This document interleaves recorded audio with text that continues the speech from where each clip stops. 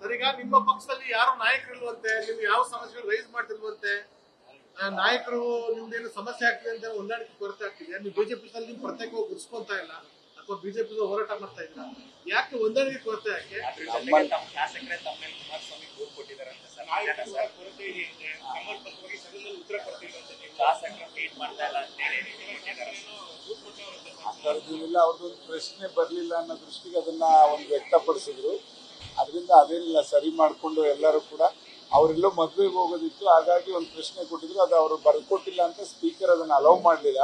ಮತ್ತು ಅದನ್ನು ಇವತ್ತು ಅಲೌ ಮಾಡಿದರೆ, ಹಂಗಾಗಿ ಅದೇನು ಸಮಸ್ಯೆ ಆಗಿಲ್ಲ. ಅದೇನಾಗಿದೆ, ಕುಮಾರಸ್ವಾಮಿ ಅವರು ಆ ಸದನದಲ್ಲಿದ್ದರೆ ಅವರ ಒಂದು ಇದೇ ದಾಟಿನೇ ಬೇರೆ ಇರ್ತಾ ಇತ್ತು, ಅದನ್ನು ರೀಪ್ಲೇಸ್ ಮಾಡೋರಿಲ್ಲ ಅಂತಕ್ಕಂಥದ್ದು ಎಲ್ಲರಿಗೂ ಕೂಡ ಇದೆ, ಅದು ಸತ್ಯ. ಅದರಿಂದ ಈ ವಿಷಯ ಏನು ಅಷ್ಟಕ್ಕೆ ಅದೇನು ಸಮಾಧಾನವಾಗಿದ್ದಾರೆ, ಯಾವುದೇ ಒಂದು ಭಿನ್ನಾಭಿಪ್ರಾಯ ಇಲ್ಲ. ಮಾತುಕತೆ ನಡೆಸಿ ಯಾವ ವಿಷಯ ಚರ್ಚೆ ಮಾಡಬೇಕು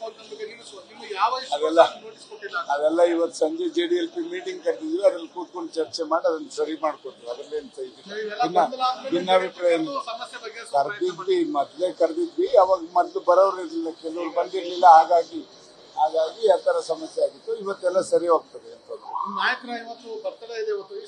ಎಲ್ಲ. ಇವತ್ತು ನಾಡಿನ ಜನತೆ, ಇವತ್ತು ಕುಮಾರಸ್ವಾಮಿ ಅವರ ಹುಟ್ಟುಹಬ್ಬ ಇದೆ.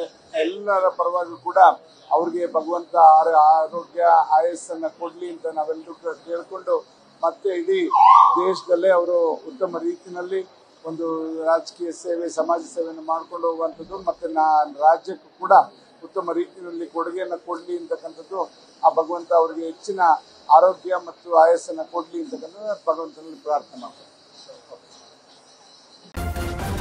ನ್ಯೂಸ್ ಫಸ್ಟ್, ನಿರ್ಭೀತಿಯಿಂದ ನಿಮ್ಮ ಪರವಾಗಿ.